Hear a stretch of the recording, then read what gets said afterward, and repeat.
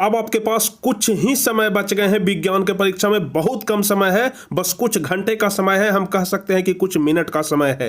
और कुछ मिनट के बाद आप लोग अपने एग्जाम हॉल में बैठे होंगे, आपके सामने प्रश्न होगा और आप उस प्रश्न का जवाब जरूर दे रहे होंगे क्योंकि आपकी तैयारी बेहतरीन है। लेकिन परीक्षा में जाने के पहले आप लोग यह सारे क्वेश्चन को देख लीजिए जो इस वीडियो में हम आपको बता रहे हैं, क्योंकि हम चाहते हैं कि अभी तक हम आपको जितने सारे भी क्वेश्चन बताए हैं सभी क्वेश्चन का प्रैक्टिस हम बहुत कम समय में आपको करवा कर कहीं परीक्षा में भेजें, ताकि परीक्षा में एक भी क्वेश्चन न छूटे। तो चलिए फटाफट से हम लोग वीडियो को स्टार्ट करते हैं और सबसे पहले नंबर क्वेश्चन की तरफ बढ़ेंगे। लेकिन इसके पहले जो भी स्टूडेंट चैनल पर नए हैं तो फटाफट से आप लोग चैनल को सब्सक्राइब कर लीजिए ताकि एग्जाम तक हम आपको पूरा हेल्प कर सके। तो चलिए सबसे पहला नंबर क्वेश्चन आपके स्क्रीन के ऊपर दिखाई दे रहा है। यदि आप लोग इसका सही जवाब जानते हैं तो नीचे कमेंट में बताते चलिएगा, जिससे आपको याद भी हो जाएगा। चलिए पहला नंबर क्वेश्चन कह रहा है कि किसी उत्तल लेंस की फोकस दूरी हमेशा क्या होती है। तो जैसा कि आप सभी लोग जानते हैं कि उत्तल लेंस की फोकस दूरी धनात्मक होता है और अवतल लेंस की ऋणात्मक। तो यहां पर उत्तल लेंस कह रहा है तो पॉजिटिव हो जाएगा, यानी कि धनात्मक पहला का ए ऑप्शन सही जवाब होगा।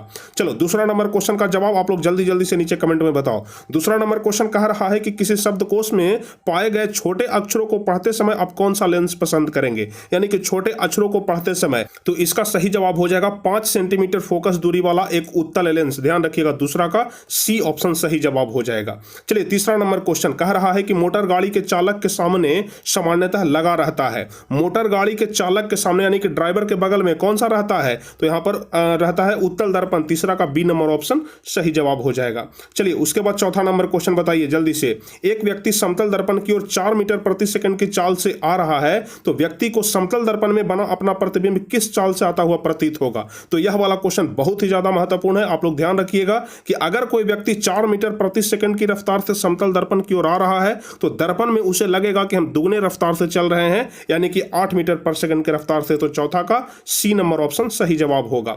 चलिए पांचवा नंबर क्वेश्चन बताइए। नेत्र लेंस की फोकस दूरी बढ़ जाने से आंख में कौन सा दोष उत्पन्न होता है। तो फोकस दूरी बढ़ जाने से दीर्घ दृष्टि दोष होता है, यानी कि पांचवा का बी नंबर ऑप्शन सही जवाब हो जाएगा। अब चलिए छठा नंबर क्वेश्चन हम लोग जल्दी से देख लेंगे, क्योंकि समय बहुत कम है, ज्यादा क्वेश्चन देखना है, इसलिए थोड़ा सा हम लोग फास्ट चलेंगे। कह रहा है कि दूरदृष्टि दोष वाले व्यक्ति द्वारा जिस चश्मे का प्रयोग किया जाता है उसमें कौन सा लेंस लगा होता है। तो दूरदृष्टि दोष वाले व्यक्ति उत्तल लेंस का प्रयोग करते हैं। 6 का ए ऑप्शन सही जवाब होगा। चलिए सातवां नंबर क्वेश्चन, विद्युत आवेश की इकाई क्या है। तो 7 का सही जवाब कौन सा होगा, विद्युत आवेश की इकाई कूलाम है। 7 का ए ऑप्शन सही जवाब होगा। आठवां नंबर क्वेश्चन, विद्युत आवेश 2 प्रकार के होते हैं जिन्हें धन तथा ऋण आवेश माना जाता है। यह नामकरण जिसने दिया था उस व्यक्ति का नाम क्या था। तो 8 का सही जवाब कौन सा होगा, 8 का डी नंबर ऑप्शन सही जवाब हो जाएगा, बेंजामिन फ्रैंकलिन। बेंजामिन फ्रैंकलिन ने ही बताया था कि विद्युत आवेश में 2 प्रकार के होते हैं, धन आवेश और ऋण आवेश। ध्यान रखिएगा, विद्युत आवेश, धन आवेश और ऋण आवेश 2 प्रकार के होते हैं, बेंजामिन फ्रैंकलिन ने ही बताया था। 9वां नंबर क्वेश्चन बताइए। एक पदार्थ को 1 कूलाम धन आवेश से आवेशित किया गया है, इस आवेश में पदार्थ से जो इलेक्ट्रॉन निकल गए हैं उसकी संख्या क्या है, यानी कि 1 कूलाम धन आवेश से निष्कासित इलेक्ट्रॉन की संख्या। तो 9वां का सही जवाब कौन सा होगा, ए नंबर ऑप्शन 6.25 × 10 के पावर 18। ध्यान रखिएगा, 6.25 × 10 के पावर 18 इलेक्ट्रॉन। 9 का ए ऑप्शन सही जवाब होगा। 10वां नंबर क्वेश्चन कह रहा है कि किसी विद्युत बल्ब पर 220 वोल्ट तथा 100 वाट अंकित है और जब इसे 100 वोल्ट पर प्रचलित करते हैं तब इसके द्वारा उपयुक्त शक्ति कितनी होती है। तो इसके द्वारा उपयुक्त शक्ति 25 वाट हो जाएगा। 10वां का डी नंबर ऑप्शन सही जवाब होगा। अब उसके बाद 11 नंबर क्वेश्चन बताइए।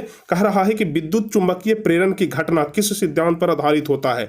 जल्दी से बताइए क्या इसका सही जवाब होगा, विद्युत चुंबकीय प्रेरण की घटना। तो 11 का सही जवाब हो जाएगा, किसी कुंडली तथा चुंबक के बीच में अपेक्षित गति के कारण कुंडली में प्रेरित धारा उत्पन्न होता है। 11 का सी ऑप्शन सही जवाब होगा। 12 नंबर क्वेश्चन, विद्युत जनित्र का सिद्धांत आधारित होता है। विद्युत जनित्र का सिद्धांत, जनित्र जिसको कि जनरेटर भी बोलते हैं, तो विद्युत जनरेटर या फिर विद्युत जनित्र का सिद्धांत किस पर आधारित होता है। तो 12 का सही जवाब हो जाएगा विद्युत चुंबकीय प्रेरण पर। 12 का सी ऑप्शन सही जवाब होगा। अब 13 नंबर क्वेश्चन कह रहा है कि लघु पतन के समय परिपथ में विद्युत धारा का मान बहुत कम हो जाता है कि बहुत अधिक हो जाता है। तो हम आपको बार बार बताए हैं कि लघु पतन में बहुत अधिक हो जाता है। तो 13 का सी नंबर ऑप्शन सही जवाब होगा। चलिए उसके बाद 14 नंबर क्वेश्चन कह रहा है कि प्रतिक्रिया PbO प्लस C से बन गया PbO प्लस CO, इसमें क्या हो रहा है। तो 14 का सही जवाब कौन सा होगा, तो इसमें कार्बन एक अवकारक का काम कर रहा है। तो 14 का सी नंबर ऑप्शन सही जवाब हो जाएगा। चलिए उसके बाद 15 नंबर क्वेश्चन कह रहा है कि निम्न धातुओं में से कौन NaOH के विलयन से H2 गैस देता है। NaOH के विलयन से हाइड्रोजन गैस देता है कौन सा धातु? तो 15 का सही जवाब कौन सा होगा? एल्युमिनियम धातु। 15 का सी ऑप्शन सही जवाब होगा। अब चलिए 16 नंबर क्वेश्चन कह रहा है कि यदि बिलियन का पीएच मान 13 है इसका अर्थ क्या है? तो बिलियन का पीएच मान 13 है, इसका अर्थ है कि वह बिलियन स्ट्रॉन्ग बेस है, यानी कि जो प्रबल क्षार है, यानी कि 16 का डी नंबर ऑप्शन सही जवाब हो जाएगा कि प्रबल भास्मिक है। चलिए उसके बाद 17 नंबर क्वेश्चन, क्षार को ही भस्म कहा जाता है, ध्यान रखिएगा। साधारण ताप पर फास्फोरस का अणुसूत्र क्या होता है? साधारण ताप पर फास्फोरस का अणुसूत्र होता है P4। लेकिन बहुत सारे लड़के कमेंट कर रहे थे कि सर P3 होगा, लेकिन आप लोग गूगल पे जाकर के सर्च कर लीजिएगा, आपको हो सकता है कि किताब में गलत मिल जाए, लेकिन फास्फोरस का जो अणुसूत्र होता है ना वह साधारण ताप पर P4 ही होता है। 17 का डी नंबर ऑप्शन सही जवाब होगा। चलिए 18 नंबर क्वेश्चन, पीतल में रहता है, पीतल में क्या रहता है? तो 18 का सही जवाब क्या हो जाएगा? पीतल में Cu और Zn रहता है। 18 का बी ऑप्शन सही जवाब हो जाएगा, यानी कि कॉपर और जिंक का मिश्रण होता है। 18 का बी नंबर ऑप्शन। चलिए 19वां नंबर क्वेश्चन, फटाफट से हम लोग देखेंगे धातुओं की प्रकृति कैसी होती है। धातुओं की प्रकृति तो विद्युत धनात्मक होती है, ए नंबर ऑप्शन सही होगा। चलिए 20वां नंबर क्वेश्चन, चुंबकीय अशुद्धि को किस प्रकार दूर किया जाता है? तो चुंबकीय अशुद्धि को चुंबकीय विधि द्वारा दूर किया जाता है। 20 का डी ऑप्शन सही होगा। 21 नंबर क्वेश्चन, कार्बनिक यौगिकों का आवश्यक तत्व कौन सा है? कार्बनिक यौगिकों का आवश्यक तत्व, तो 21 का सही जवाब हो जाएगा कार्बन। 21 का ए ऑप्शन सही जवाब होगा। 22 नंबर क्वेश्चन बताइए अक्रिय तत्व कौन है? तो हीलियम अक्रिय तत्व होता है, तो 22 का बी नंबर ऑप्शन सही जवाब होगा। चलिए 23 नंबर क्वेश्चन, एल्कीन श्रेणी के यौगिकों का सामान्य सूत्र क्या होता है? एल्कीन का सामान्य सूत्र हम आपको बार बार बता चुके हैं कि एल्कीन, एल्काइन और एल्काइल तीनों का आप लोग सामान्य सूत्र ध्यान रखिएगा। यहां पर एल्कीन का पूछा जा रहा है, तो एल्कीन का होता है CnH2n, तो 23 का ए नंबर ऑप्शन सही जवाब होगा। चलिए 24 नंबर क्वेश्चन, अपमार्जक बनाने में उपयोग होता है। अपमार्जक बनाने में किसका उपयोग होता है? तो 24 का सही जवाब हो जाएगा एल्कोहल का उपयोग होता है। 24 का सी नंबर ऑप्शन सही जवाब होगा। 25 नंबर क्वेश्चन, आवर्त सारणी में 7A के तत्व कौन सा है? 7A का तत्व, तो 25 का सही जवाब हो जाएगा हैलोजन। ध्यान रखिएगा, आवर्त सारणी में 7A के तत्व हैलोजन कहलाते हैं। चलिए 26 नंबर क्वेश्चन, आवर्त सारणी में बाएं से दाएं जाने पर प्रकृतियों के बारे में कौन सा कथन असत्य है? 26 नंबर क्वेश्चन, तो ध्यान रखिएगा कि आवर्त सारणी में बाएं से दाएं जाने पर प्रकृतियों के बारे में कौन सा कथन असत्य है? तो 26 का सही जवाब हो जाएगा सी नंबर ऑप्शन, परमाणु आसानी से इलेक्ट्रॉन का त्याग करते हैं। तो 26 का सी ऑप्शन सही जवाब होगा। चलिए 27 नंबर क्वेश्चन, प्रकाश संश्लेषण की क्रिया में उत्पन्न होता है। प्रकाश संश्लेषण की क्रिया में कार्बोज उत्पन्न होता है, तो 27 का बी ऑप्शन सही जवाब हो जाएगा। चलिए 28 नंबर क्वेश्चन, अंडाणु निषेचित होता है। अंडाणु कहां पर निषेचित होता है? तो 28 का सही जवाब हो जाएगा फैलोपियन नलिका में। 28 का सी ऑप्शन सही जवाब होगा। अब उसके बाद 29 नंबर क्वेश्चन, श्वसन की क्रिया होती है। श्वसन की क्रिया कहां में होती है? तो 29 का सही जवाब हो जाएगा माइटोकॉन्ड्रिया में। 29 का बी ऑप्शन सही जवाब होगा। 30वां नंबर क्वेश्चन, एक स्वस्थ मनुष्य में प्रकुंचन एवं अनुशीतलन दाब क्या होता है? यह वाला तो क्वेश्चन सुपर हॉट क्वेश्चन है, जरूर पूछेगा। तो इसका सही जवाब हो जाएगा 120/80। ध्यान रखिएगा, 30 का ए नंबर ऑप्शन सही जवाब हो जाएगा। ब्लड प्रेशर पूछ रहा है। चलिए 31 नंबर क्वेश्चन, पत्तियों का मुरझाना किस पादप हार्मोन के कारण संभव हो पाता है? तो 31 का सही जवाब कौन सा होगा? सी नंबर ऑप्शन, एब्सिसिक अम्ल के कारण। 31 का सी ऑप्शन सही जवाब होगा। 32 नंबर क्वेश्चन बताइए कौन सा पादप नियंत्रक फल बेचने वालों द्वारा उपयोग किया जाता है? फल बेचने वालों द्वारा क्या उपयोग किया जाता है? एथिलीन। 32 का सी नंबर ऑप्शन सही जवाब होगा। जल्दी जल्दी से आप लोग आंसर बताते चलिए, जैसे ही हम प्रश्न पढ़ते हैं आप लोग आंसर बता दीजिए। विद्युत जनित्र का सिद्धांत आधारित होता है, तो विद्युत जनित्र का सिद्धांत विद्युत चुंबकीय प्रेरण पर आधारित होता है। 33 का बी नंबर ऑप्शन सही जवाब होगा। चलिए 34 नंबर क्वेश्चन बताइए एड्स रोग का प्रमुख कारण क्या है? तो एड्स रोग का प्रमुख कारण है असुरक्षित यौन संपर्क। 34 का ए ऑप्शन सही जवाब हो जाएगा। चलिए 35 नंबर क्वेश्चन, चमगादड़ एवं पक्षी के पंख किस प्रकार के अंग के उदाहरण है? तो 35 का सही जवाब हो जाएगा समरूप अंग के उदाहरण है। 35 का ए ऑप्शन सही होगा। चलिए 36 नंबर क्वेश्चन, वे अंग जिनकी उत्पत्ति तथा मूल रचना में तो समानता होती है लेकिन कार्य के अनुसार उनकी वह रचना में परिवर्तन हो जाता है, ऐसे अंगों को क्या कहते हैं? तो ऐसे अंगों को समजात अंग कहते हैं। 36 का ए नंबर ऑप्शन सही जवाब हो जाएगा। चलिए 37 नंबर क्वेश्चन कह रहा है कि कृत्रिम पारितंत्र का उदाहरण है। ध्यान रखिएगा कि कृत्रिम पारितंत्र का उदाहरण कौन हो जाएगा? बगीचा और खेत हो जाएगा। बगीचा और खेत कोई मानव नहीं बनाता है बल्कि कृत्रिम के द्वारा बनाया जाता है, प्रकृति के द्वारा। तो 37 का सी नंबर ऑप्शन सही जवाब हो जाएगा। देखिए बी नंबर ऑप्शन में झील और तालाब है, यहाँ पर झील हो सकता है लेकिन ऑप्शन में तालाब भी दिया है, इस वजह से बी नंबर ऑप्शन गलत हो जाएगा, सिर्फ सी नंबर ऑप्शन ही सही जवाब हो जाएगा। चलिए उसके बाद 38 नंबर क्वेश्चन, प्रकृति में ऊर्जा का मुख्य स्रोत क्या है? तो 38 का सही जवाब कौन सा होगा? ध्यान रखिएगा, सूर्य जो है वह ऊर्जा का मुख्य स्रोत है, 38 का बी ऑप्शन सही होगा। 39 नंबर क्वेश्चन, जल्दी से आप लोग बताइए, वनों के संरक्षण के लिए निम्न में से किन प्रक्रियाओं को करने की आवश्यकता है? तो वनों के संरक्षण के लिए सबसे पहले तो अंधाधुंध पेड़ की कटाई पर रोक लगाना होगा, अतिचारण पर रोक लगाना होगा और खनन पर भी रोक लगाना होगा। यानी कि वनों के संरक्षण के लिए इनमें से सभी पर रोक लगाना होगा और सभी प्रक्रियाओं को अपनाने की आवश्यकता है। तो 39 का डी ऑप्शन सही जवाब होगा। इस क्वेश्चन को दूसरे तरीके से भी पूछ सकता है। चलिए 40 नंबर क्वेश्चन बताइए, उभय पदार्थ जो जैविक प्रक्रम द्वारा अपघटित हो जाते हैं क्या कहलाते हैं? तो जो जैविक प्रक्रम द्वारा अपघटित हो जाते हैं, तो 40 का सही जवाब कौन सा होगा? उसे जैव निम्नीकरणीय पदार्थ कहते हैं। अब उसके बाद 41 नंबर क्वेश्चन बताइए, अमीटर से निम्नलिखित में किसे मापा जाता है? अमीटर से विद्युत धारा को मापते हैं, तो 41 का ए ऑप्शन सही जवाब होगा। चलिए 42 नंबर क्वेश्चन, वह उपकरण जो विद्युत ऊर्जा को यांत्रिक ऊर्जा में बदलता है उसे क्या कहते हैं? तो विद्युत ऊर्जा को यांत्रिक ऊर्जा में बदलता है उसे विद्युत मोटर कहते हैं। चलिए 42 का बी नंबर ऑप्शन सही जवाब हो जाएगा। 43 नंबर क्वेश्चन, दर्पण का सूत्र है, दर्पण का सूत्र कौन सा होता है? तो दर्पण का सूत्र होता है 1/v + 1/u = 1/f। 43 का ए नंबर ऑप्शन सही जवाब हो जाएगा। एक लड़का कमेंट किए थे, जब हम पहले यह वाला क्वेश्चन करवाए थे तो उसमें एक लड़का कमेंट किए कि सर दर्पण का सूत्र तो होता है 1/f = 1/v + 1/u। तो हम उन्हें बताना चाहते हैं कि चाहे आप इसको बाद में लिखें या फिर इसको बाद में लिखें, कोई फर्क नहीं पड़ता है। अगर आप लोग लिखेंगे 4 = 2 + 2 या फिर आप लोग लिख दे कि 2 + 2 = 4, कोई फर्क पड़ेगा? नहीं पड़ेगा। तो आगे पीछे लिखने से कोई फर्क नहीं पड़ता है। 43 का ए नंबर ऑप्शन ही सही जवाब होगा। चलिए 44 नंबर क्वेश्चन, निकट दृष्टि दोष को, ध्यान रखिएगा, निकट दृष्टि दोष को निम्नलिखित में किस लेंस के द्वारा हटाया जाता है? तो 44 का सही जवाब कौन सा होगा? निकट में अवतल का प्रयोग करते हैं, तो यहां पर बी नंबर ऑप्शन सही जवाब होगा। चलिए उसके बाद 45 नंबर क्वेश्चन, पौधों में जनन अंग कहां पाए जाते हैं? पौधों में जनन अंग फूल में पाए जाते हैं, ध्यान रखिएगा, तो पुष्प। यहां पर 45 का सी नंबर ऑप्शन सही होगा। चलिए 47 नंबर क्वेश्चन, मेंडल ने अपने आनुवांशिकी प्रयोग हेतु किस पौधे का उपयोग किया था? तो इसका जवाब क्या हो जाएगा? मेंडल ने आनुवांशिकी प्रयोग हेतु मटर के पौधे का उपयोग किया था। 46 का सी ऑप्शन सही होगा।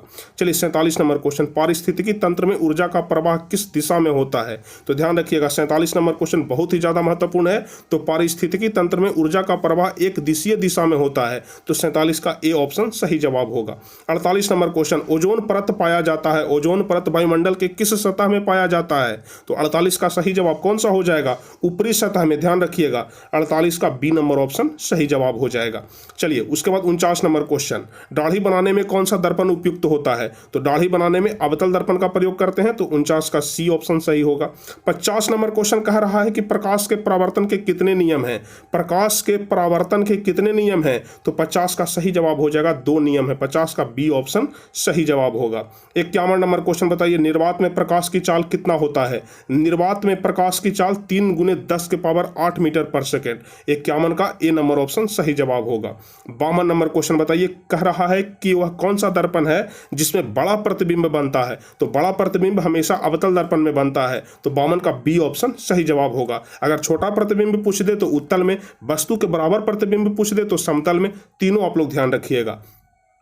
अब 53 नंबर क्वेश्चन कह रहा है कि दंत विशेषज्ञ किस दर्पण का प्रयोग करते हैं ताकि मरीजों का दांतों का बड़ा प्रतिबिंब वह देख सके? तो यहां पर जाहिर सी बात है कि जब बड़ा प्रतिबिंब देखना है तो अवतल दर्पण का प्रयोग करेंगे। 53 का बी नंबर ऑप्शन सही जवाब होगा। 54 नंबर क्वेश्चन कह रहा है कि किस दर्पण में केवल आभासी या काल्पनिक प्रतिबिंब बनता है? कह रहा है कि किस दर्पण में केवल आभासी या काल्पनिक प्रतिबिंब बनता है? तो 54 का सही जवाब हो जाएगा समतल, उत्तल, अवतल। यहां पर तो ऑप्शन गलत है बाबू, क्योंकि समतल में भी काल्पनिक बनता है, उत्तल में भी और अवतल में भी, लेकिन मुख्य रूप से यहां पर 2 दिया गया है, तो डी नंबर ऑप्शन आप लोग लगा दीजिए, अब तो कोई उपाय ही नहीं है। तो 54 का डी नंबर ऑप्शन सही जवाब हो जाएगा। चलिए 55 नंबर क्वेश्चन, मोटर चालक के सामने कौन सा मिरर लगा होता है? मोटर गाड़ी के चालक के सामने यानी कि ड्राइवर के सामने उत्तल दर्पण, तो 55 का सी नंबर ऑप्शन सही जवाब हो जाएगा। 56 नंबर क्वेश्चन, गोलीय दर्पण के प्रवर्तन पृष्ठ की वृत्ताकार सीमा रेखा का व्यास क्या कहलाता है? बहुत ही ज्यादा महत्वपूर्ण क्वेश्चन है और यह वाला क्वेश्चन बहुत ज्यादा महत्वपूर्ण है, हर हाल में पूछेगा। गोलीय गोलीय दर्पण के परावर्तन पृष्ठ की वृत्ताकार सीमा रेखा का व्यास गोलीय दर्पण का द्वारक कहलाता है। 56 का डी नंबर ऑप्शन सही जवाब हो जाएगा। चलिए 57 नंबर क्वेश्चन कह रहा है कि जो प्रकाश तरंग होते हैं वह किस चीज का उदाहरण है। तो ध्यान रखिएगा कि जो प्रकाश तरंग है वह किसका उदाहरण है, तो विद्युत चुंबकीय तरंग का। 57 का बी ऑप्शन सही जवाब होगा। 58 नंबर क्वेश्चन, गोलीय दर्पण में फोकसांतर एवं वक्रता त्रिज्या के बीच क्या संबंध होता है। फोकसांतर एवं वक्रता त्रिज्या के बीच क्या संबंध होता है। जैसा कि आप सभी लोगों को पता है कि फोकस दूरी वक्रता त्रिज्या की आधी होती है। एफ बराबर क्या होता है, r/2 होता है। तो देख लीजिए एफ बराबर r/2 किस में है, सी नंबर ऑप्शन में है। तो सी नंबर ऑप्शन ही इसका सही जवाब होगा। अब चलिए 59 नंबर क्वेश्चन बताइए जल्दी से आप लोग। समतल दर्पण में प्रतिबिंब की प्रकृति क्या होती है। हम आपको लाख बार बता चुके हैं कि समतल दर्पण में वस्तु के बराबर प्रतिबिंब बनता है, लेकिन आभासी बनता है, काल्पनिक बनता है। तो 59 का डी नंबर ऑप्शन सही जवाब हो जाएगा, आभासी तथा वस्तु के बराबर। चलिए 60 नंबर क्वेश्चन, सोलर कुकर में किस दर्पण का प्रयोग किया जाता है। सोलर कुकर में किस दर्पण का प्रयोग किया जाता है। तो 60 का सही जवाब कौन सा होगा, 60 का बी नंबर ऑप्शन सही जवाब हो जाएगा, अवतल। ध्यान रखिएगा सोलर कुकर में अवतल दर्पण का प्रयोग होता है। 61 नंबर क्वेश्चन बताइए, सर्च लाइट का प्रवर्तक सतह होता है। सर्च लाइट का प्रवर्तक सतह कैसा होता है। तो 61 का सही जवाब हो जाएगा, बी नंबर ऑप्शन अवतल होता है। सर्च लाइट का प्रवर्तक सतह अवतल होता है। चलिए 62 नंबर क्वेश्चन, यदि किसी बिंब का प्रतिबिंब का आवर्धन ऋणात्मक हो तो उस प्रतिबिंब की प्रकृति क्या होगी। यदि किसी बिंब के प्रतिबिंब का आवर्धन ऋणात्मक हो तो प्रतिबिंब की प्रकृति क्या होगी। तो 62 का सही जवाब हो जाएगा वास्तविक और उल्टा। 62 का ए ऑप्शन सही जवाब होगा। चलिए 63 नंबर क्वेश्चन, किसी दर्पण के सामने आप चाहे जितनी दूरी पर खड़ा हो आपका प्रतिबिंब सीधा ही बन रहा है, तो संभवतः वह कौन सा दर्पण है। तो 63 का सही जवाब हो जाएगा समतल या उत्तल दर्पण, क्योंकि समतल और उत्तल में ही हमेशा सीधा प्रतिबिंब बनता है। चलिए उसके बाद 64 नंबर क्वेश्चन बताइए, अवतल दर्पण द्वारा किसी वस्तु का, यहाँ पर 63 नंबर क्वेश्चन में हमको थोड़ा सा डाउट लग रहा है, क्या क्वेश्चन है, फिर से एक बार पढ़ लेते हैं। किसी दर्पण के सामने आप चाहे जितनी दूरी पर खड़े हो आपका प्रतिबिंब सीधा ही बन रहा है, तो वह कौन सा दर्पण है। तो 63 का डी ऑप्शन सही जवाब होगा। चलिए बिल्कुल सही जवाब है। 64 नंबर क्वेश्चन, अवतल दर्पण द्वारा किसी वस्तु का बना प्रतिबिंब आभासी, सीधा तथा बिंब से बड़ा पाया गया, तो वस्तु की स्थिति कहां होनी चाहिए। तो 64 नंबर क्वेश्चन का सही जवाब हो जाएगा दर्पण के ध्रुव और मुख्य फोकस के बीच में। 64 का डी नंबर ऑप्शन सही जवाब होगा।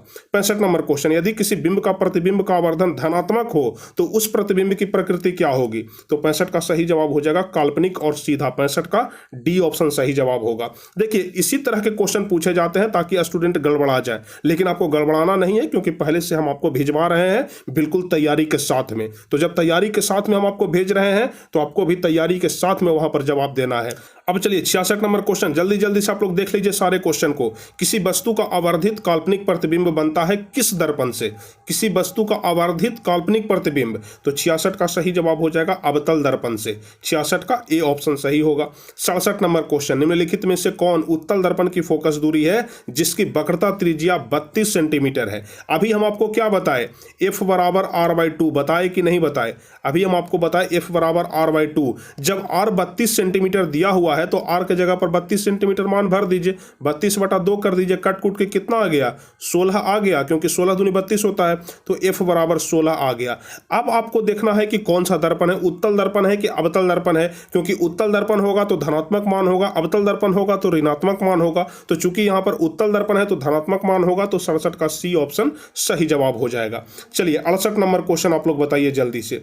कह रहा है कि परावर्तन के नियम से निर्धारित क्या होता है। परावर्तन के नियम से क्या निर्धारित होता है, आपतन कोण बराबर परावर्तन कोण। तो 68 का ए ऑप्शन सही जवाब हो जाएगा, बहुत ही ज्यादा आसान है। चलिए उसके बाद 69 नंबर क्वेश्चन, समतल दर्पण द्वारा बना प्रतिबिंब कैसा होता है। तो समतल दर्पण द्वारा बना प्रतिबिंब काल्पनिक होता है, ध्यान रखिएगा। 69 का बी ऑप्शन सही जवाब होगा, काल्पनिक को ही आभासी बोलते हैं। चलिए उसके बाद 70 नंबर क्वेश्चन, संयुग्मी फोकस केवल संभव है। संयुग्मी फोकस केवल किस दर्पण में संभव है। तो इसका सही जवाब हो जाएगा अवतल दर्पण में। 70 का बी ऑप्शन सही होगा। चलिए 71 नंबर क्वेश्चन, उत्तल दर्पण में प्रतिबिंब सदैव कैसा बनता है। उत्तल दर्पण में प्रतिबिंब सदैव कैसा बनता है। तो 71 का सही जवाब हो जाएगा ध्रुव और फोकस के बीच में। 71 का सी ऑप्शन सही होगा। 72 नंबर क्वेश्चन, किसी दर्पण का मध्य बिंदु क्या कहलाता है। किसी भी दर्पण का मध्य बिंदु ध्रुव कहलाता है। 72 का बी ऑप्शन सही जवाब होगा। चलिए 73 नंबर क्वेश्चन, समतल दर्पण में वक्रता त्रिज्या r बराबर क्या होता है। तो r अनंत होता है, ध्यान रखिएगा, r बराबर इन्फिनिटिव होता है। तो सही जवाब क्या हो जाएगा, सी नंबर ऑप्शन सही जवाब हो जाएगा। जाएगा। चलिए उसके बाद 74 नंबर क्वेश्चन, हजामत बनाने के लिए किसका उपयोग करते हैं? तो हजामत बनाने के लिए अवतल दर्पण का प्रयोग करते हैं, तो 74 का बी ऑप्शन सही होगा। चलिए 75 नंबर क्वेश्चन, समतल दर्पण की रेखीय आवर्धन होता है। समतल दर्पण की रेखीय आवर्धन m बराबर 1 होता है। 75 का सी ऑप्शन सही जवाब होगा। यह वाला क्वेश्चन भी महत्वपूर्ण है, बिल्कुल इसको कंठस्थ याद कर लीजिए, अक्सर बच्चे इसमें गड़बड़ा जाते हैं। चलिए 76 नंबर क्वेश्चन, प्रतिबिंब की ऊंचाई और वस्तु की ऊंचाई के अनुपात को क्या कहते हैं? तो प्रतिबिंब की ऊंचाई और वस्तु की ऊंचाई के अनुपात को आवर्धन कहते हैं। 76 का सी ऑप्शन सही जवाब होगा। ध्यान रखिएगा 76 का कौन सा ऑप्शन? सी नंबर ऑप्शन सही जवाब हो जाएगा। चलिए उसके बाद 77 नंबर क्वेश्चन बताइए, गाड़ियों के अग्रदीपों में किस दर्पण का प्रयोग किया जाता है? तो गाड़ी के अग्रदीप में, अग्रदीप मतलब कि हेडलाइट के बारे में बोल रहा है, तो इसमें अक्सर बच्चे गड़बड़ा जाते हैं। जैसे ही देखते हैं गाड़ी के अग्रदीप यानी कि साइड मिरर सोच लेते हैं और उत्तल दर्पण लगा देते हैं, जो कि बिल्कुल गलत जवाब हो जाएगा। अग्रदीप यानी कि हेडलाइट में अवतल दर्पण लगता है। साइड मिरर रहे तो उसमें उत्तल हो जाएगा, लेकिन अग्रदीप रहे तो उसमें अवतल हो जाएगा। 77 का बी ऑप्शन। चलिए 78 नंबर क्वेश्चन बताइए, दर्पण के प्रयोग में सभी दूरियां मापी जाती है। दर्पण के प्रयोग में सभी दूरी को कहां से मापते हैं? तो सही जवाब हो जाएगा ध्रुव से मापते हैं, दर्पण के ध्रुव से। 78 का ए ऑप्शन सही होगा। चलिए 79 नंबर क्वेश्चन, गोलीय दर्पण जिसका दृश्य क्षेत्र बहुत विशाल होता है वह कौन सा दर्पण है? तो 79 का सही जवाब हो जाएगा अवतल दर्पण का दृश्य क्षेत्र बहुत बड़ा या फिर विशाल होता है। 79 का ए ऑप्शन सही जवाब होगा। अब चलिए हम लोग फाइनली 80 नंबर क्वेश्चन को देखेंगे, जो कि सबसे ज्यादा महत्वपूर्ण और इस वीडियो का सबसे अंतिम क्वेश्चन है। लेकिन इसके पहले आप लोग फटाफट से इस वीडियो को लाइक कर दीजिए, और चैनल पर नए हैं तो जल्दी जल्दी से आप लोग चैनल को सब्सक्राइब कर दीजिए। और फटाफट से हम लोग 80 नंबर क्वेश्चन को भी देख लेते हैं कि गोलीय दर्पण के लिए यू, वी और एफ में क्या संबंध होता है। यू, वी और एफ में क्या संबंध होता है? तो ध्यान रखिएगा यू, वी और एफ में संबंध होता है, ध्यान रखिएगा यू भी बटा यू प्लस भी, यू भी बटा यू प्लस भी, यानी कि सी नंबर ऑप्शन सही जवाब हो जाएगा। तो कुल 80 क्वेश्चन हम आपको बताए, और यदि आप लोग यह 80 क्वेश्चन को ध्यान से कंसंट्रेट होकर के और पूरा कंठस्थ करके आप लोग परीक्षा में जाते हैं, तो हम उम्मीद करते हैं कि आपसे एक भी ऑब्जेक्टिव क्वेश्चन नहीं छूटेगा। और पिछला बार भी हम आपको 80 क्वेश्चन बताए थे, इस बार भी 80 क्वेश्चन, यानी कि कुल मिलाकर के अगर 200-300 ऑब्जेक्टिव क्वेश्चन आप पढ़ करके जाते हैं ना, तो आपका एक भी क्वेश्चन नहीं छूटेगा।